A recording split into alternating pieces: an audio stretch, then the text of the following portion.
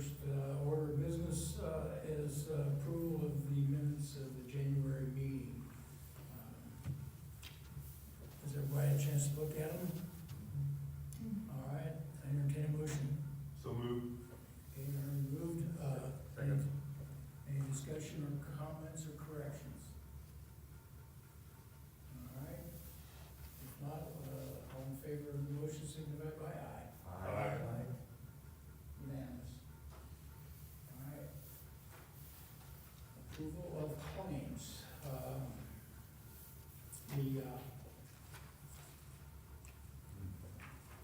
The prior two claims,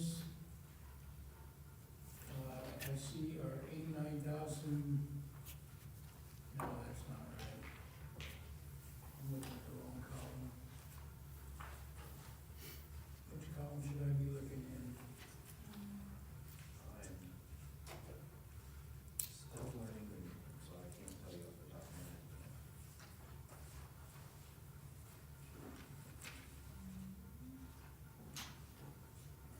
That looks like, let's see, it's too much money, it's 890, That's true, it is. actually it's 8 million, so that can't be right. No, that's not. Which number is it on this report? The old report was easier to read. Okay. As far as the, I mean, this gives us more information. Which page? But which column are we actually looking at?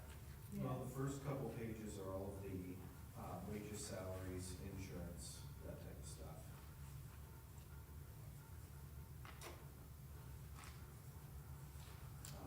It is just 89,000, because we had to pay. Oh, that's right, yeah. It is the 89,000, yeah. Because we had the fund crop pay out last month. On page 6, the. But that number's not 89,000, that number's 893,000. Yeah, that's the pending round, 540. So that is correct? pending round. Okay. Because we had the fund crop pay out. Oh, all right. Mm. All right, so we have prior two claims of $893,077.87.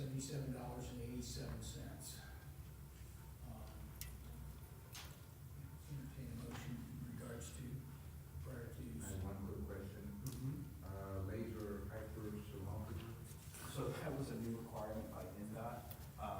We have to keep much closer, a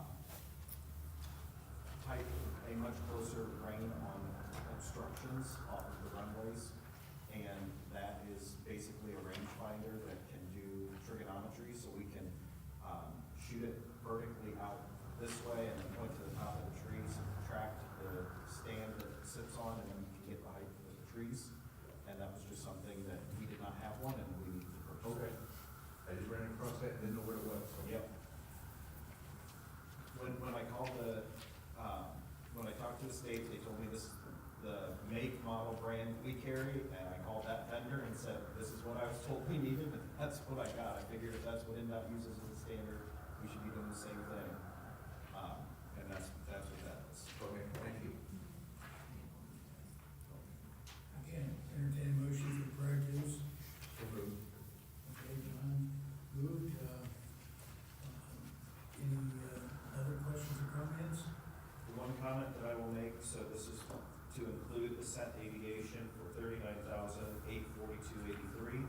That was for 2 loads of Jet A. Camp software for 2 months totaling $1,190, which is our total FBO software. And then I'm a bonded employee because I manage the airport's bank account, and that annual bond is $375 to Cincinnati Insurance Company.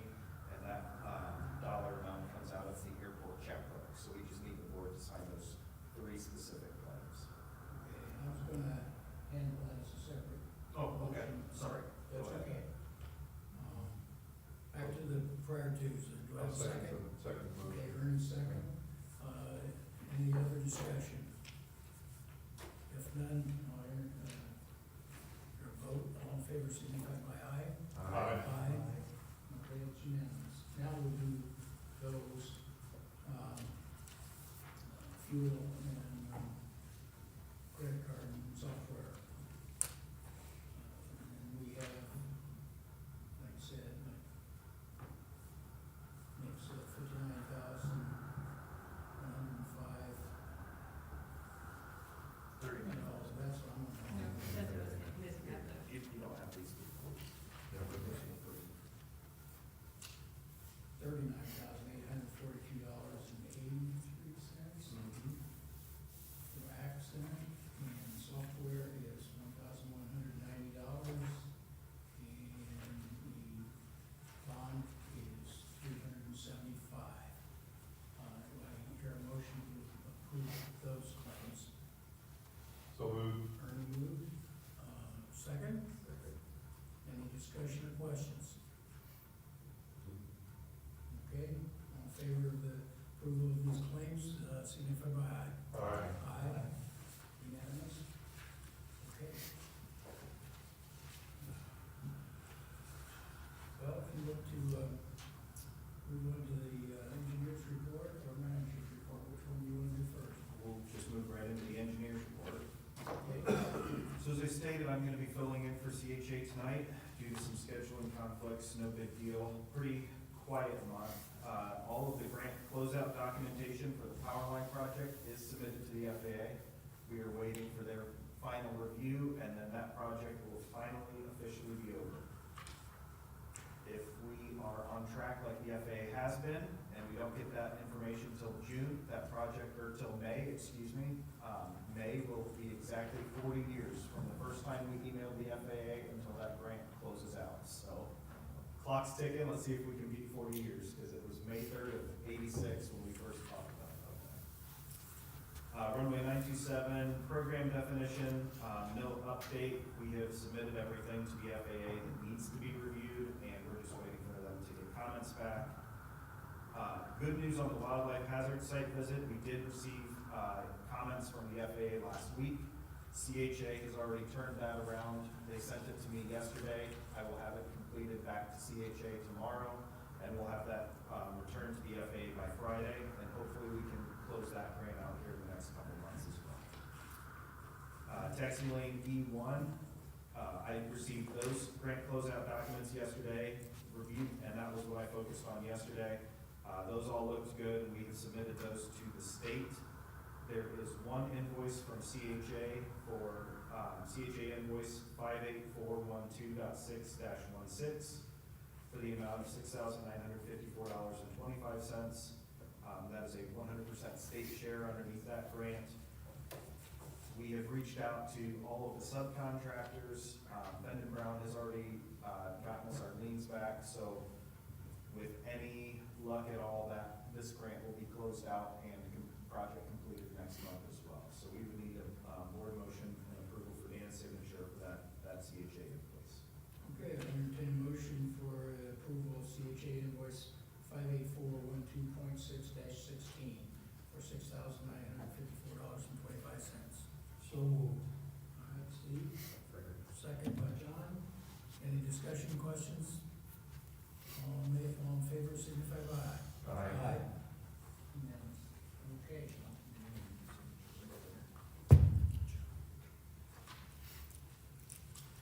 All right, moving on to taxiway Bravo.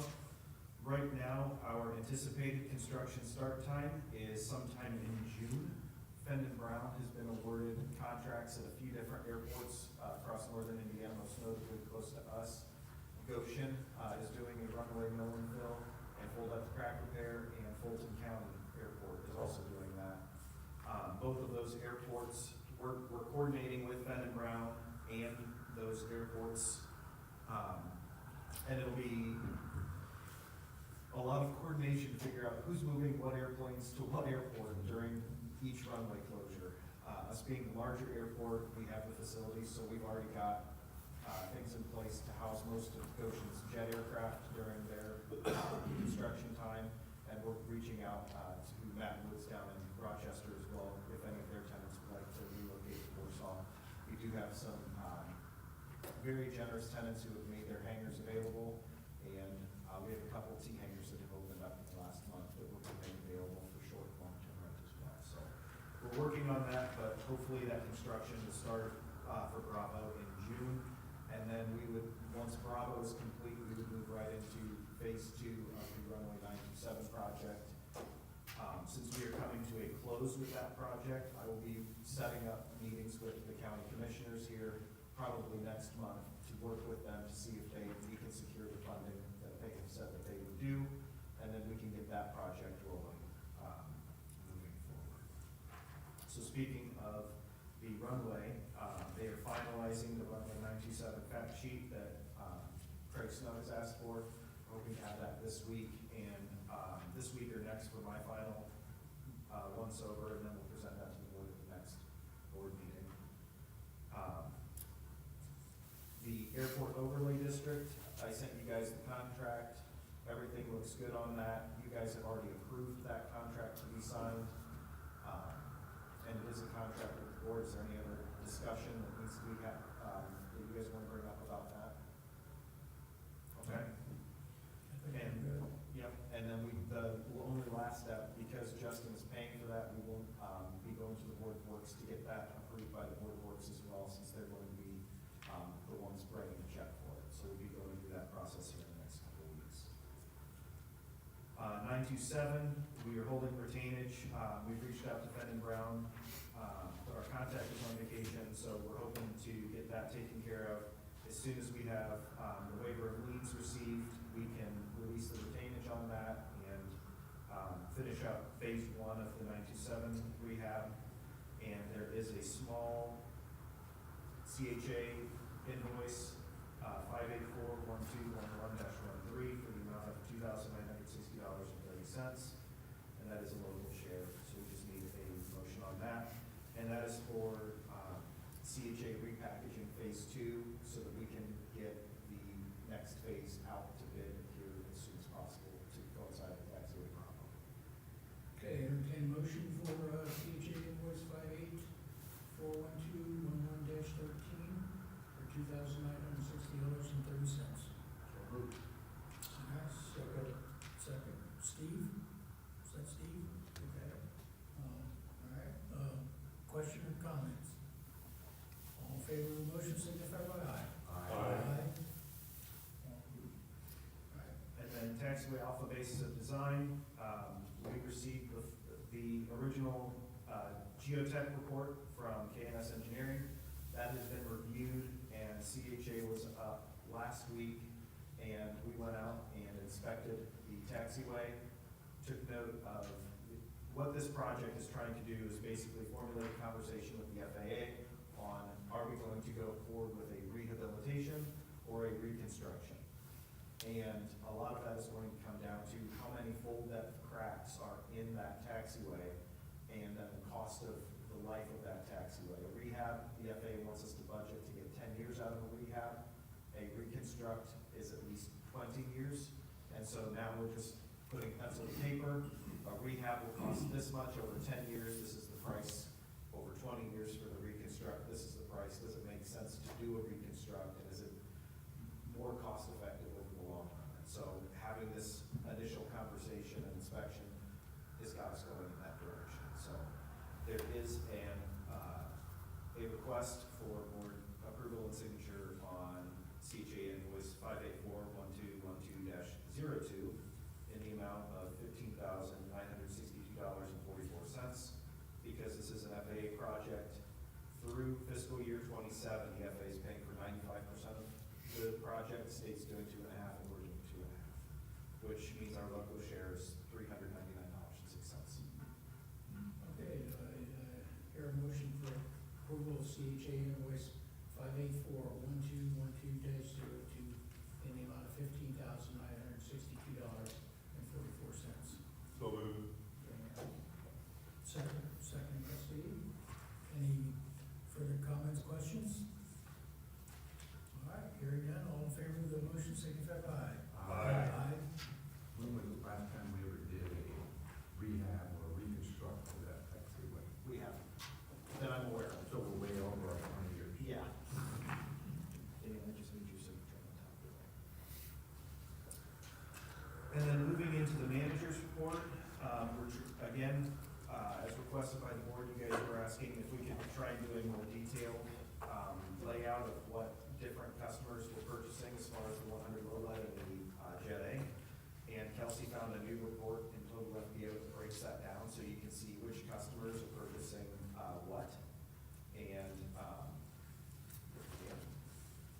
We are down just a little bit in our, Jet A from where we were last year. Part of that is weather, and part of that is Image Air had an aircraft down for maintenance in January, and they just didn't purchase as much fuel as they normally do. And so, that is just, it is what it is, but we're only 1,700 or so gallons short of where we were last year. So I'm not too concerned with that, and I'm hoping that, we have seen anywhere from 7 to 10% growth over the last 4 years. I'm hoping we continue to see that trend this year in our fuel sales. So unless you have a specific question on the manager's report, we do have a couple things of unfinished business we need to move through.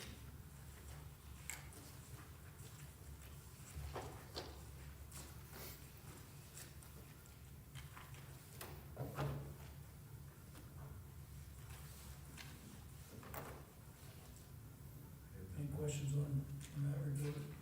Okay. All right, Nick, go All ahead. right, so first in the unfinished business is opening up the truck quotes that we went out for quote on last month. Let me see that top one, yeah, that one might need to be cut open.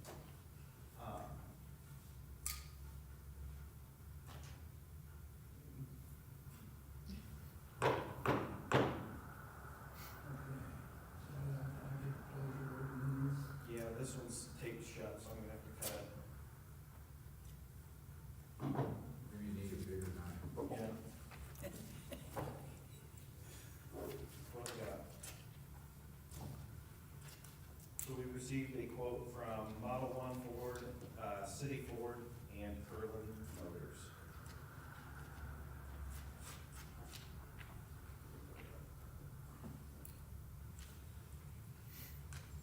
Okay, this bid is from Curtis, Yeah.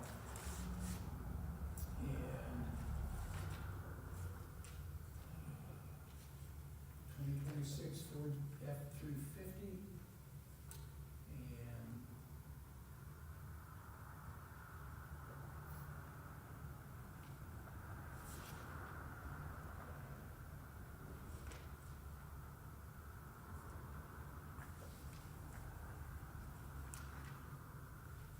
they're showing a net quote with trade-in of a 2024 Tahoe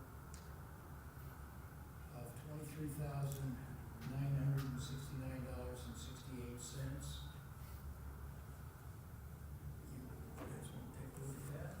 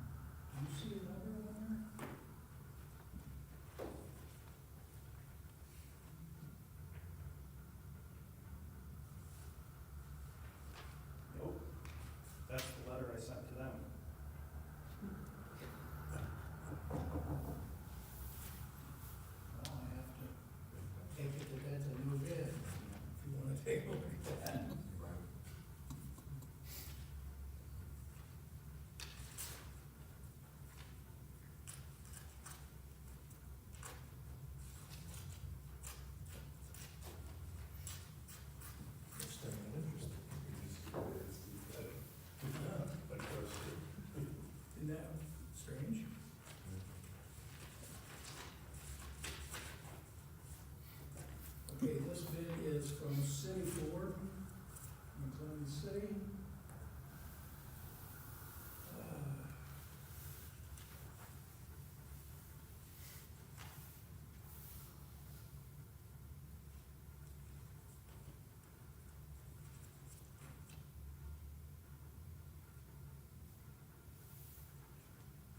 It appears that they are offering the truck with a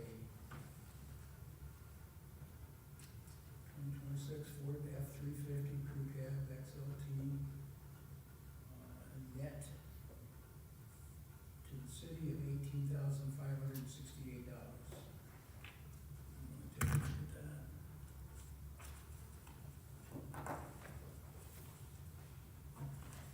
That's all.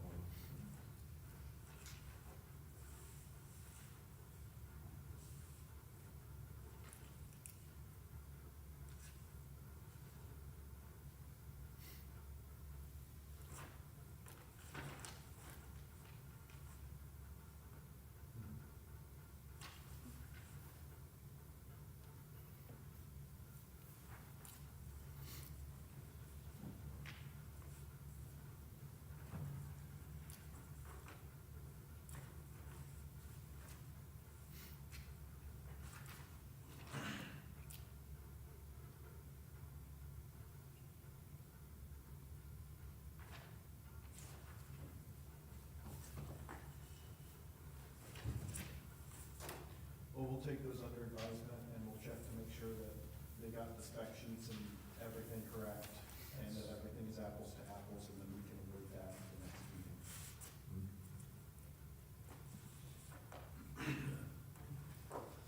He's got We noticed that those little gas engines, is there a reason we're going gas instead of diesel for the purpose of thing? Our whole fleet is gas for the small trucks, and for the type of work that we do, we've talked with our mechanics several times.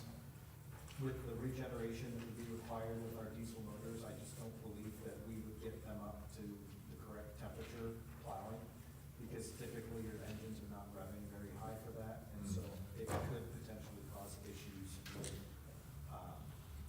with how the trucks are used. They're also about $12,000 per truck more expensive to go diesel than gas. So it's a slightly heavier engine, which does help with plowing, but the concerns for the maintenance side on the, with the diesel cost, that's why we've just done it twice.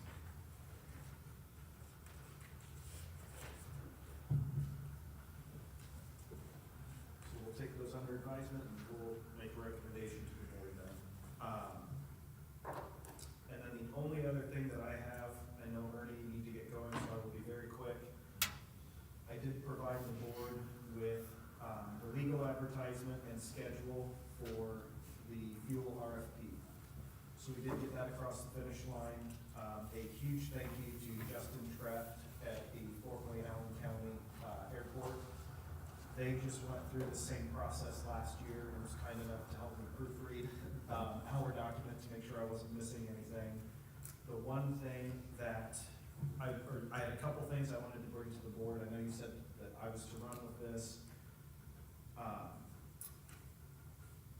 On page 1, part 1, towards the bottom of the page, there's kind of a split right now in airports to allow companies to email the RFPs. Traditionally, they have always been submitted via envelope in a 2-envelope system. That way we look at the technical data first and then the financial data second. I personally feel that that is the way we should move forward with this, but I wanted to see if the board would like me to have an option for companies to email it if possible. The downside of that, we do not have any kind of bidding software or anything where we can keep it in a vault type thing that would document when it is open to make sure that, you know, those rules are being followed.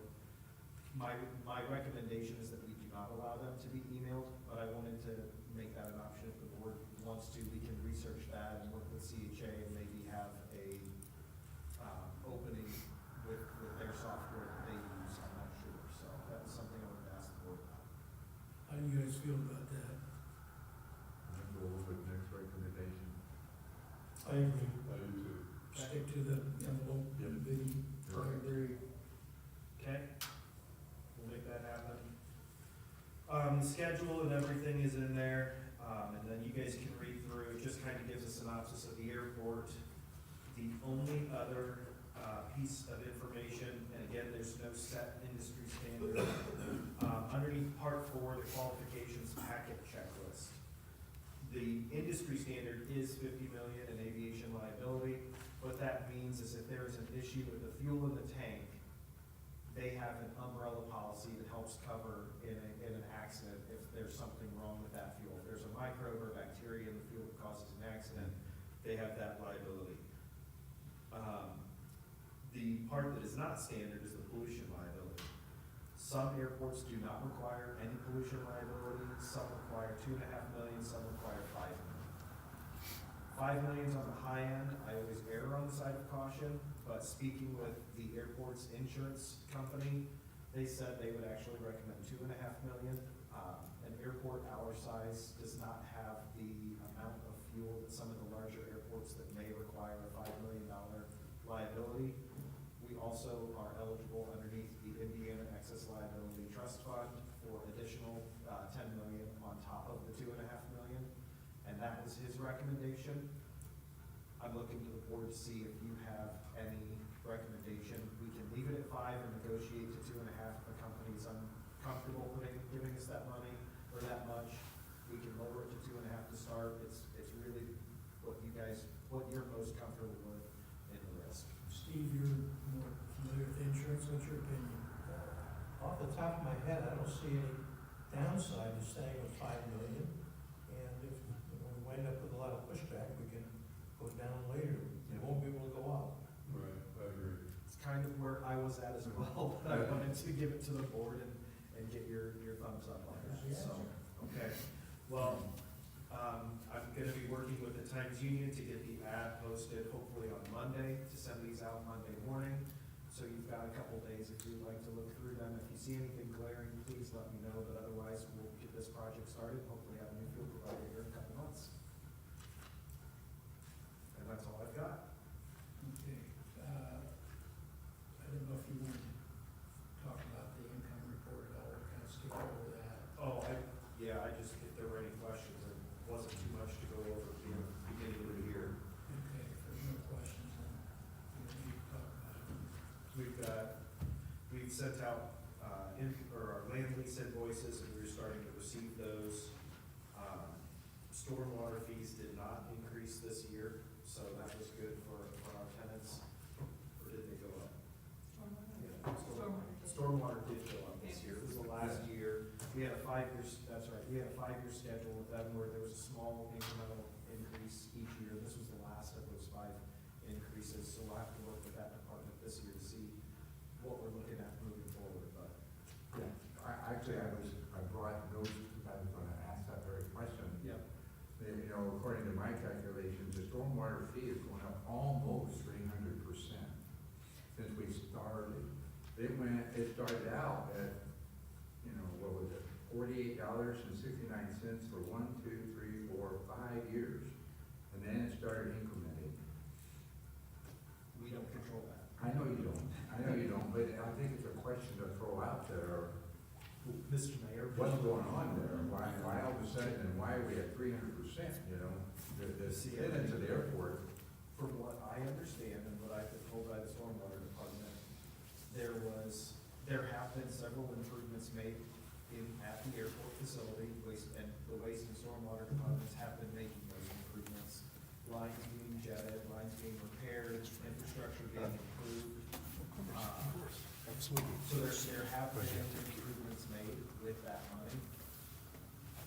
The airport doesn't set that rate, that's a rate set. I know you don't. I know, that's a complicated process that involves council, and there's state recommendations based off of, ERU is the,